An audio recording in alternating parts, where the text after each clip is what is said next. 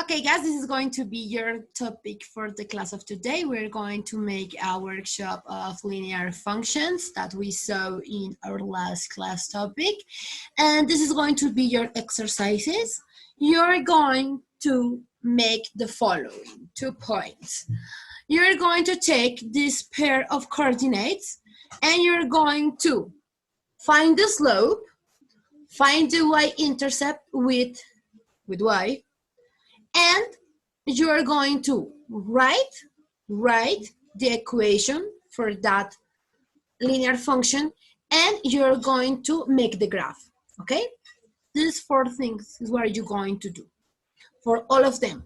As you can see here in the last point, the exercise has already given you the slope, so you don't need to find it, but you need to find the intercept with the y-axis, so you know what is gonna be the formula, okay?